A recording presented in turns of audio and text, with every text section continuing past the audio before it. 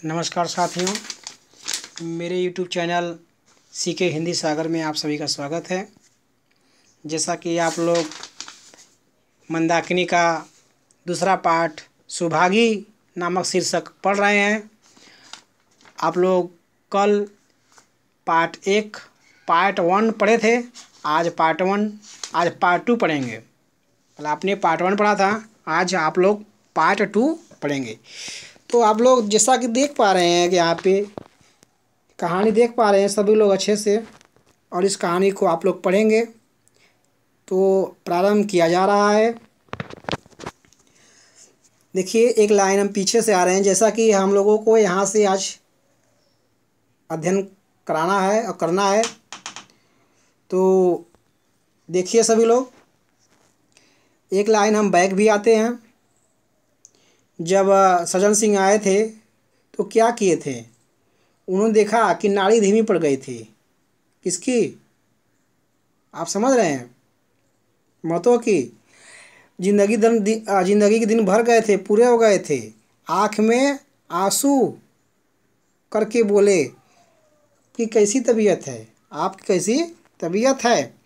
तो अब देखिए वही कह रहे हैं। अब महतो क्या कह रहे हैं? महतो जैसे नीस जाकर बोले। मतलब अब उनका जो प्राण है वह धीरे धीरे निकल रहा था। तो हल्के से मतलब अपनी आंखों खोले हल्का सा, फिर क्या किए? फिर बोले, कहा बहुत अच्छी है भैया।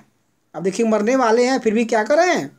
बहुत अच्छी है भैया, अब तो चलने की बेला है। बहुत अच्छी बात है, बहुत अच्छी है भैया, तबीयत भी है, अब चलने की बेला है। सुभागी के पिता अब तुम ही हो। किसने कहा? महतो ने कहा कि अब सुभागी के पिताजी यानी बाऊ अब आप हैं, उसे तुम्ही को सौंप जाता हूँ। कहने का मतलब क्या हुआ कि महतो कह रहे हैं कि अब अपने बिटिया को आपके हवाले करके जा रहे हैं, हमारी बिटिया की आप देखभाल करिएगा। सज्जन सिंह ने रोते हुए कहा सज्जन सिंह ने रोते हुए कहा, भैया महतो घबराओ मत, भगवान ने चाहा तो तुम अच्छे हो जाओगे। सुभागी को तो मैंने क्या हमेशा अपनी बेटी समझा। भगवान चाहेंगे तो आप ठीक हो जाओगे। अब जो भी खटिया सोते हो, जो खाट पे सोए हो, भगवान चाहेंगे तो ठीक हो जाओगे। और सुभागी को तो मैंने हमेशा अपनी बेटी समझा है, और जब तक जीऊँगा ऐसा ही समझता रहूँगा। तुम निश्चिंत रहो। तुम क्या रहो? तुम निश्चिंत रहो भाई। कुछ और इच्छा हो तो वह भी कह दो। कहने मतलब आराम से तुम मर सकते हो, कोई बात नहीं है। और यदि कुछ और इच्छा है तो अभी आप कह सकते हैं। आगे देखेंगे। अब महतो ने विनीत नेत्रों से देखकर कहा, यानी प्रेम भरी आंखों से, और नहीं कहूँगा भैया, भगवान तुम्हें सदा सुखी रखे। क्या रखे? सदा सुखी रखे। आगे सज्जन सिंह बोले, जो मुखिया है गांव के, सज्जन बोले, रामू को बुलाकर लाता हूँ, उससे जो भूल चूक हो क्षमा कर दो। कौन कहते हैं? सज्जन सिंह कहते हैं महतो से कि मैं रामू को, जो तुम्हारा बेटा रामू है जो अलग हो गया है, मैं इसको अभी बुलाकर लाता हूँ, उससे जो भूल हुआ है उसे आप क्षमा कर दीजिएगा। तो महतो क्या कर रहे हैं? महतो क्या बोले? नहीं भैया, उस पापी का मुँह मैं नहीं देखना चाहता। ठीक है, ऐसा बोल दिए। बेटा इतना गलत करेगा तो क्या करेंगे बाबूजी। इसके बाद गोदान तैयारी होने लगी, मतलब मर गए, यहाँ मर गए।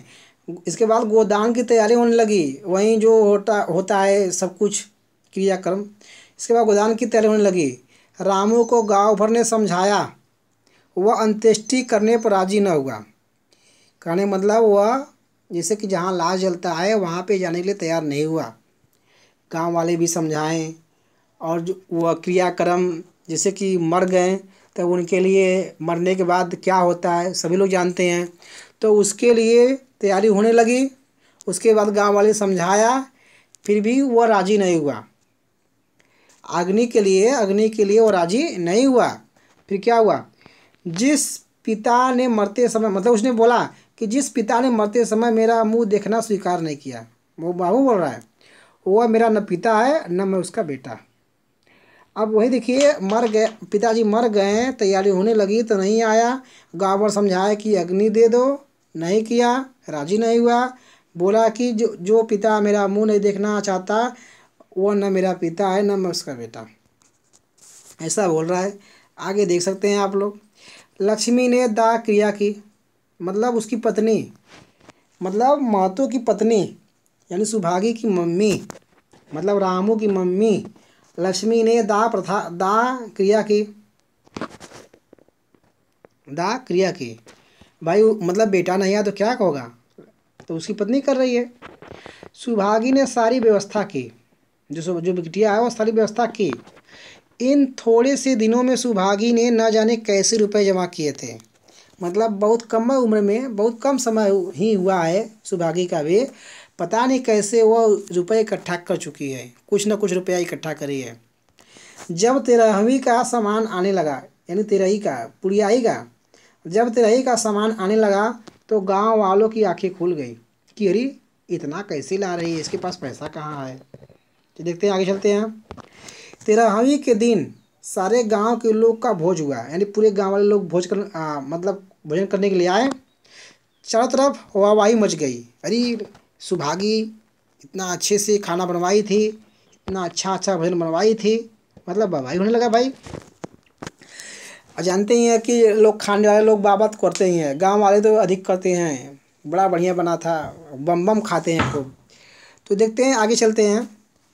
पिछले पहर का समय था, पिछले पहर का समय था मतलब वही समय था जो कल था, जो समय वो उसी समय आज वही चीज़।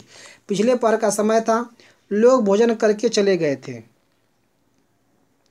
लोग भोजन भोजन करके चले गए थे। लक्ष्मी थक कर सो गई, यानी उसकी जो मम्मी थी, मतलब महतो की पत्नी और सुभागी की मम्मी, यानी रामू की मम्मी, उदंड रामू की मम्मी। लक्ष्मी थक कर सो गई, केवल सुभागी बची हुई थी। चीज़ें उठा चीज़ें क्या करती, उठा कर रख रही थी कि ठाकुर सज्जन सिंह ने आकर कहा, मतलब ठाकुर आ गए, क्या करें, अब तुम भी आराम करो बेटी, सवेरे यह सब काम कर लेना। कौन कह रहे हैं, वो मुखिया कह रहे हैं कि अब तुम बिटिया तू भी सो जा, तू भी सो जा, सवेरे काम करना है कुल। सुभागी ने कहा सुभागी ने कहा अभी नहीं थकी हूँ दादा, आपने जोड़ लिया कुल कितना रुपया खर्चा हुआ, अभी हम थके नहीं हैं, अभी बताइए कि कितना पैसा खर्चा हुआ, उसका हिसाब हमको बताइए। अब आगे देखिए क्या होता है। सज्जन बोले, यह पूछकर क्या करोगी बेटी। सुभागी बोली, कुछ नहीं, यूँ ही, मतलब बस ऐसा ही पूछ रहे हैं और कोनो बात नहीं है। सज्जन सिंह बोले, कोई 3,000 रुपये होंगे, वह 3,000 रुपया खर्चा हुआ होगा। सुभागी ने सकुचाते हुए कहा, मैं इन रुपयों की देनदार हूँ, मतलब मैं आपको दूंगी, मैं इन रुपयों को आपको सौंपेंगे,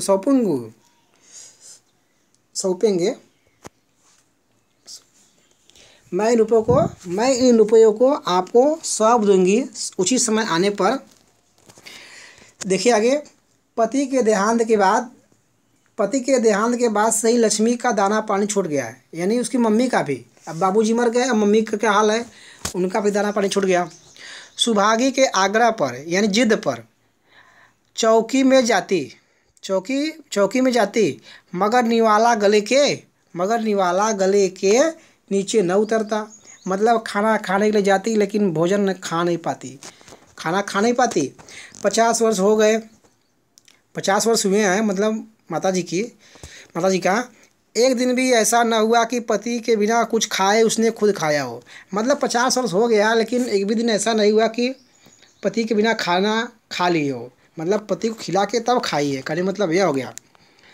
अब उस नियम को कैसे तोड़े, अब जो नियम कर बनाई थी वो नियम कैसे तोड़ दे, अब भाई पति मर गया, तोड़ना पड़ेगा ही। आगे देखेंगे। आखिर उसे खांसी आने लगी, किसे, लक्ष्मी को, मतलब सुभागी की मम्मी को खांसी आने लगी। बाबूजी मर गया ना, मम्मी की हाल है। दुर्बलता ने जल्द ही खाट पर डाल दिया, दुबरा गई तो क्या करेगी, खटिया पड़ गई। सुभागी अब क्या करे, ठाकुर साहब के रुपए चुकाने के लिए दिलो जान से काम करने की ज़रूरत थी। अब भाई अब करे तो क्या करे, और भी ठाकुर साहब का जो रुपया ली है तो वो भी अब क्या करेंगे, दिलो जान से काम करने की ज़रूरत है।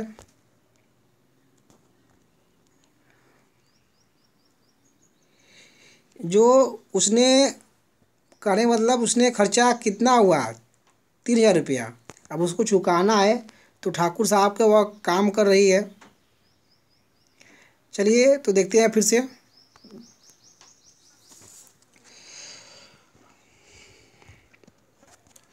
यहाँ माँ बीमार पड़ गई, मतलब पैसा अभी चुकाना है ठाकुर साहब का, तब से क्या हुआ, माँ भी बीमार पड़ गई। अगर बाहर जाए तो माँ अकेली रहती, मतलब अगर अभी देख पैसा चुकाना है ठाकुर साहब का, अब पैसा चुकाएंगे, बाहर जाएंगे तभी चुकाएंगे पैसा, अब बाहर जाएंगे तो मम्मी अकेली पड़ जाएगी। तो अब वही चीज़ है यहाँ पे, उसके पास बैठे तो बाहर काम कौन करेगा। माँ की दशा देखकर सौभागी समझ गई कि इनका अंतिम समय भी आ पहुँचा है, मतलब बाबूजी की जैसे नहु अब जाए वाला है। महतो को भी महतो को भी यही बुखार था, मतलब वो सोच रही है कि बाबूजी को भी यही बुखार था, इसी प्रकार की वो भी क्रियाएं कर रही थी। गांव में और किसे फुर्सत थी कि दौड़ धूप करता, किसके लिए, सुभागी के लिए। सज्जन सिंह दोनों वक्त आते, सुबह शाम दोनों आते। लक्ष्मी की दशा बिगड़ती जा रही थी, यहाँ तक कि 15वें दिन वो भी संसार से विदा ले गई, मतलब वो भी मर गई 15वें दिन। चलो कोई बात नहीं, ख्याव पूड़ी मिलेगा गाँव वालों को। सुभागी ने उसे आशीर्वाद दिया, किसे, सुभागी को उसने आशीर्वाद दिया, यानी किसने, मम्मी ने आशीर्वाद दिया, तुम्हारी जैसी बेटी पाकर तर हो गई, यानी मैं धन्य हो गई, एकदम तर गई। जैसे नहाते हैं ना एकदम मन साफ हो जाता है, उसी प्रकार वो भी तर गए। आगे देखेंगे। मेरा क्रियाकर्म तुम ही करना, मैं मर जाऊंगी तो जो तुम अग्नि फग्नि होगा, मतलब अग्नि जो देना होगा वो आप ही करिए, आप ही करना बेटा, मतलब आप ही करना बेटी। मेरी भगवान से यही प्रार्थना है कि अगले जन्म में भी तुम मेरी कोख से ही जन्म लो। मैं भगवान से प्रार्थना करूंगी कि यदि मेरा अगला जन्म हुआ तो तुम मेरे कोख से जन्म लोगी, मैं ऐसा ईश्वर से प्रार्थना करूंगी बेटी। माता के देहांत के बाद सुभागी के जीवन का केवल एक लक्ष्य रह गया, सज्जन सिंह के रुपए चुकाना। मतलब मम्मी मर गई तो सुभागी का कई लक्ष्य था कि सज्जन सिंह का किसी प्रकार से पैसा चुका दे। 3 साल तक सुभागी ने रात को रात, दिन को दिन न समझा, मतलब 3 साल काम करती रही, रात को रात नहीं समझ रही है, दिन को दिन नहीं समझ रही है, बस काम समझ रही है। उसकी कार्य शक्ति और हिम्मत देखकर लोग दांतों तेल अंगुली दबा लेते थे, मतलब वही सोचते थे कि यह लड़की है, यह स्त्री है और इतना काम कर रही है, यही सब सोच के सब लोग अपना दांतों के पास हाथ दबा लेते थे, दांतों से हाथ को दबा लेते थे। आप लोगों ने जैसा कि देख रहे हैं कि आप लोगों ने इस पेज को पढ़ा, देख पा रहे हैं सभी लोग। अब आप लोग चलेंगे अगले पेज पर, अगले पेज पे आप लोगों को ले चल रहे हैं। देखिए पेज 11 है, अब आपका यहाँ पे आ रहा है पेज 12। देखिए ये मुखिया जी हैं, देख पा रहे हैं, पगड़ी बांधे हुए मुखिया जी हैं, सभी लोग देख पा रहे हैं मुखिया जी को। देखिए मुखिया जी आए हैं, पता नहीं क्या लेके आए हैं, कुछ दिख तो नहीं रहा है। और ये सुभागी जी हैं और इनकी मम्मी है। देखिए यहाँ पे दिया जल रहा है, कितना अच्छा, पहले लोग दिया जलाते थे। अब इस पेज को पढ़ेंगे, चलिए देखते हैं। दिन भर खेती बाड़ी का काम करने के बाद वह रात को आटा पीसती, दिन भर खेती में काम करती है, रात को आटा पीसती। 30वें दिन, कौन दिन, 30वें दिन 300 रुपया लेकर वह सज्जन सिंह के पास, 30वें दिन यानी एक महीना के बाद 30वें दिन 300 रुपया लेके वह सज्जन सिंह के पास पहुंच जाती। इससे कभी नागा न पड़ता, करने मतलब हर 30 दिन के बाद वह मुखिया के पास पहुंचती और 300 रुपया देती और कभी नागा नहीं होता। 30वें दिन पहुंच जाती थी, कौन, वो सुभागी। अब चारों ओर उसकी सगाई के पैगाम आने लगे कि हमारी बेटे शादी कर लो सुभागी। अब देखिए अब देखिए मतलब चुका मतलब पैसा अभी भर रही है। सगाई का पैगाम आने लगा है, संदेशा। सभी उसको अपने घर की बहू बनाना चाहते थे। क्यों? क्योंकि यह बहुत परिश्रमी है, इसलिए। जिसके घर सुभागी जिसके घर सुभागी जाएगी उसके भाग्य फिर जाग जाएंगे, यानी उसके भाग्य खुल जाएंगे। सुभागी यही जवाब देती, अभी वह दिन नहीं आया है, अभी वह दिन नहीं आया है कि जब मैं सगाई करूं। आगे देखते हैं। जिस दिन सुभागी ने आखिरी किस्त चुकाई, आखिरी पैसा दे दिया मुखिया का, उस दिन उसकी खुशी का ठिकाना न था। मतलब वो बहुत खुश हो गई। आज उसके जीवन का कठोर व्रत पूरा हो गया। क्या हो गया? कठोर व्रत पूरा हो गया। जो संकल्प था पूरा हो गया। मतलब जो पैसा था उसको वापस कर दी। वह चलने लगी तो सज्जन सिंह ने कहा, भाई मतलब अंतिम पैसा देने के बाद बहुत खुश हुई तो घर जाने लगी, तो सज्जन सिंह रोक दिए।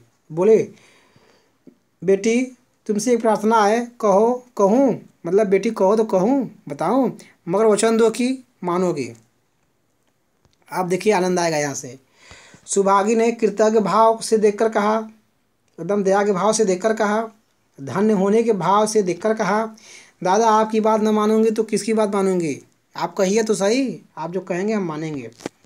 सज्जन बोले, मैंने अब तक तुमसे इसलिए कुछ नहीं कहा क्योंकि तुम अपने को मेरा देनदार समझ रही थी, कर्जदार समझ रही थी अपने आप को, ठीक है, तो इसलिए मैं नहीं कह रहा था बेटी। अब देखिए अब क्या होता है। अब रुपए चुका, देखिए क्या कर रही है। अब रुपए चुका दिए, मेरा तुम्हारे देखिए यहाँ पे, अब रुपए चुका दिए, मेरा तुम्हारे ऊपर कोई एहसान नहीं है, बोलो कहूँ। मतलब मुखिया जी कह रहे हैं कि तुमने मेरा पैसा सब भर दिया है, अब मेरा कोई एहसान नहीं है तुम्हारे पे। अगर बेटी अगर एक बात कहना चाहता हूँ, अब बोलो तो कहूँ। तो वही चीज़ देखिए क्या होता है। सुभागी बोली, आपकी जो आज्ञा हो, आपकी जो आज्ञा हो कहिए।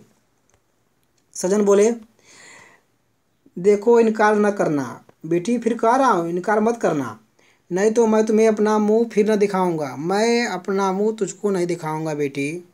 सुभागी बोली, क्या क्या आज्ञा है? आज्ञा दीजिए, क्या आज्ञा है? सज्जन बोले, मेरी इच्छा है कि तुम मेरे घर की बहू बनकर मेरे घर को पवित्र करो। मतलब मुखिया जी बोल रहे हैं कि मेरी इच्छा है कि तुम मेरे घर आओ, मेरी बहू बनो और मेरे घर को पवित्र करो। मैं जात पात में विश्वास करता हूँ, कह रहे हैं कि जात पात को मैं मानता हूँ, मगर तुमने मेरे सारे बंधन तोड़ दिए। मेरा लड़का तुम्हारे नाम का पुजारी है, मतलब तुम्हें चाहता है, मतलब तुम्हारा नाम लेता है कि मैं उसी से शादी करूँगा। देखिए तुमने उसे देखा है, बोलो मंजूर करती हो? मतलब कह रहे हैं कि मुखिया जी कह रहे हैं कि बेटी तुम तो मेरे बेटे को देखी हो, बताओ तुमको मंजूर है? सुभागी बोलती है, क्या? सुभागी बोली, दादा इतना सम्मान पाकर पागल हो जाऊंगी, इतना सम्मान मत दीजिए दादाजी, मैं तो पागल हो जाऊंगी। सज्जन बोले, तुम्हारा सम्मान भगवान कर रहे हैं बेटी, तुम साक्षात भगवती का अवतार हो, साक्षात माँ दुर्गा का अवतार हो। सुभागी बोली, मैं तो आपको अपना पिता समझती हूँ, आप जो कुछ करेंगे मेरे भले के लिए ही करेंगे, आपका हुक्म कैसे टाल सकती हूँ? कैसे टाल सकती हूँ आपका हुक्म? आप आदेश करिए, हम आपका बात अवश्य मानेंगे। तो आप लोगों ने इसको भी पढ़ लिया। चलिए आप चलते हैं आप लोगों को नेक्स्ट पेज पर लेकर। देखिए हम चल रहे हैं आहिस्ता आहिस्ता, देख रहे हैं आप सभी लोग। देखिए यहाँ मुखिया जी हैं और ये सुभागी है, जैसा कि आप सभी लोग देख पा रहे हैं।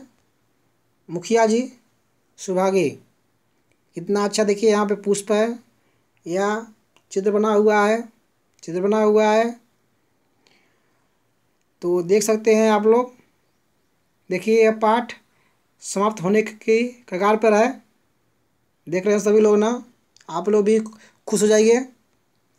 सज्जन सिंह ने उसके माथे पर हाथ रखकर कहा, बेटी तुम्हारा सुहाग अमर हो, माने तुम मेरे बहू बनोगी, तुम्हारा सुहाग क्या रहे, अमर रहेगा।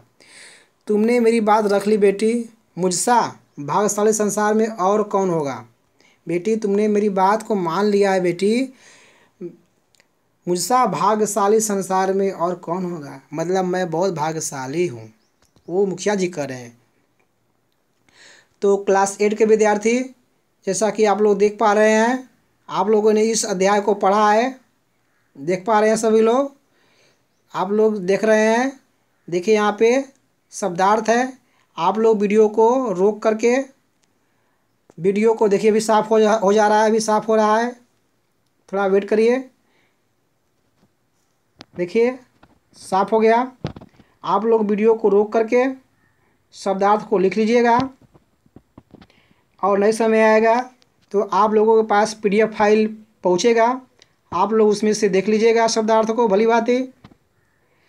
चलिए फिर मिलते हैं आप लोगों के साथ नेक्स्ट वीडियो में, तब तक के लिए अलविदा।